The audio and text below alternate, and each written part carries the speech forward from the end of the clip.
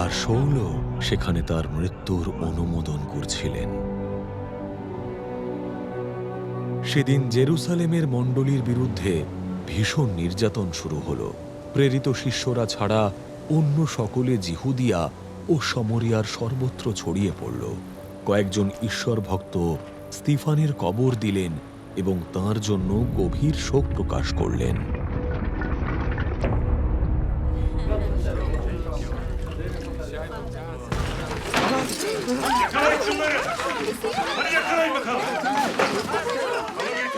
কিন্তু শৌল মণ্ডলী ধ্বংস করার কাজ শুরু করলেন।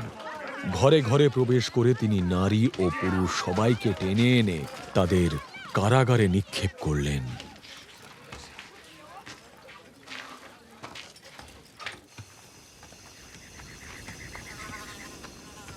যারা ছড়িয়ে পড়েছিল তারা যেখানেই গেল সেখানেই বাক্য প্রচার করল। ফিলিপ সমরিয়ার একটি নগরে গেলেন এবং খ্রিস্টকে সেখানে প্রচার করতে লাগলেন। সব লোক যখন ফিলিপের কথা শুনল ও তিনি যেসব অলৌকিক চিহ্ন কাজ করছিলেন তা দেখল, তারা তাঁর কথায় গভীর মনোনিবেশ করল।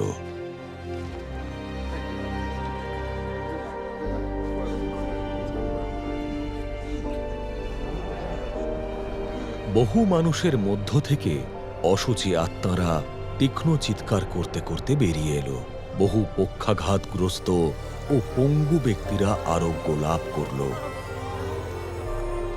সেই কারণেই সেই নগরে মহা আনন্দ উপস্থিত হল।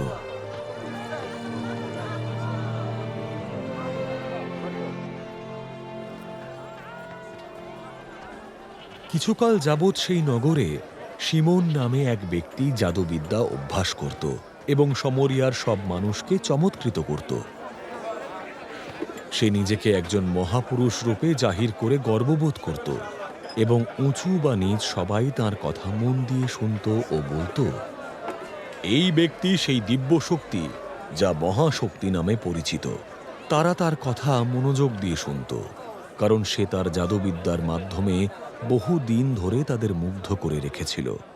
কিন্তু ফিলিপ যখন ঈশ্বরের রাজ্যের সুসমাচার ও যীশু খ্রিস্টের নাম প্রচার করলেন, তারা তাঁকে বিশ্বাস করল এবং নারী পুরুষ নির্বিশেষে সকলে বাপ্তিস্ম গ্রহণ করল। শিমোন নিজেও বিশ্বাস করে বাপ্তিস্ম গ্রহণ করল, আর সে সর্বত্র ফিলিপকে অনুসরণ করতে থাকল। মহান সব চিহ্ন কাজ ও অলৌকিক কাজ দেখে আশ্চর্যচকিত হল।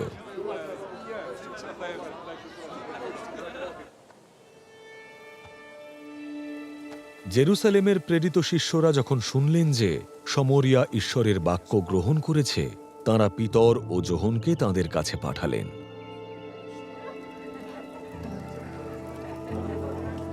তাঁরা সেখানে উপস্থিত হয়ে তাদের জন্য প্রার্থনা করলেন যেন তারা পবিত্র আত্মা পায়, কারণ তখনও পর্যন্ত পবিত্র আত্মা তাদের কারোরই উপরে আসেননি। তারা প্রভু যিশুর নামে কেবলমাত্র বাপ্তিস্ম গ্রহণ করেছিল। তখন পিতর ও যোহন তাদের উপরে হাত রাখলেন, আর তারা পবিত্র আত্মা লাভ করল।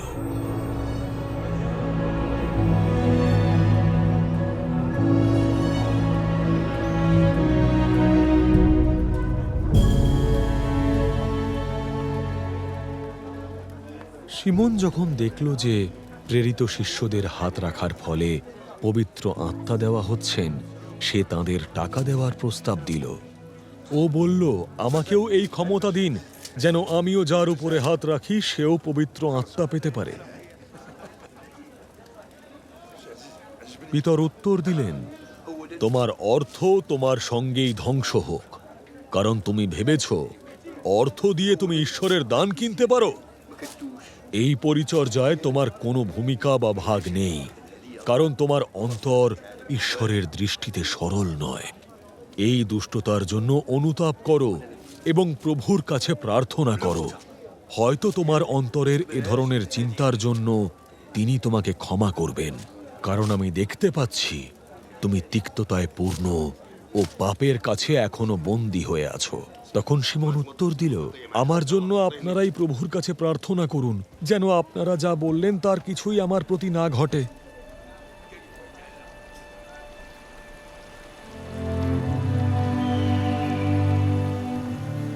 যিশুর বিষয়ে সাক্ষ্য দেওয়ার পর ও প্রভুর বাক্য প্রচার করার পর পিতর ও যোহন বিভিন্ন সমরীয় গ্রামে সুসমাচার প্রচার করলেন ও জেরুসালেমে ফিরে গেলেন।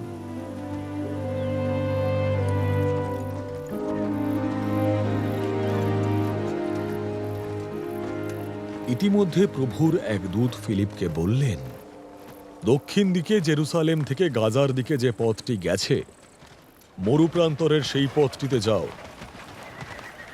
তিনি তখন যাত্রা শুরু করলেন।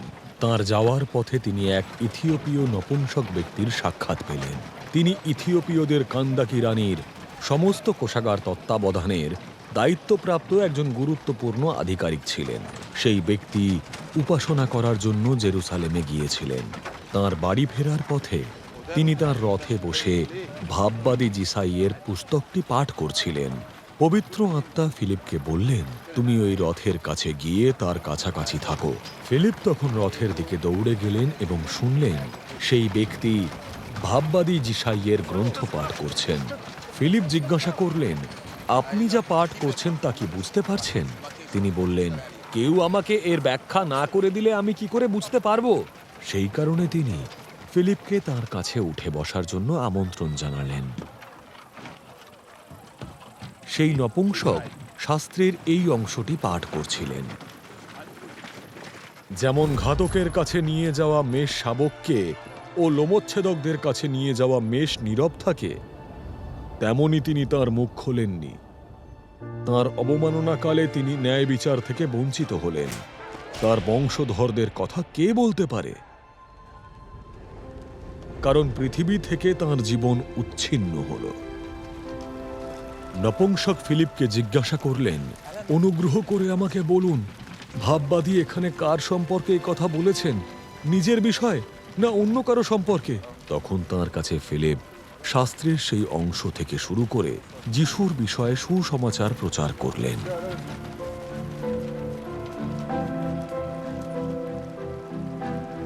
তাঁরা যখন পথে যাচ্ছিলেন, তাঁরা এক জলাশয়ের কাছে এসে পৌঁছলেন। নপুংসক বললেন, দেখুন, এখানে জল আছে, আমার বাপ্তিস্ম গ্রহণের বাধা কোথায়? ফিলিপ বললেন, আপনি যদি সম্পূর্ণ মনে প্রাণে বিশ্বাস করেন তাহলে নিতে পারেন। প্রত্যুত্তরে নপুংসক বললেন, হে থিওফিল, আমার আগের বইতে আমি সেই সব বিষয় লিখেছি। পরে ফিলিপ ও নপুংসক উভয় জলের মধ্যে নেমে গেলেন এবং ফিলিপ তাকে বাপ্তিস্ম দিলেন।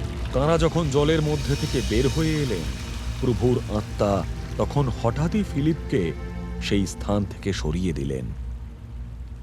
নপুংসক তাকে আর দেখতে পেলেন না। তখন তিনি আনন্দ করতে করতে তার পথে চলে গেলেন।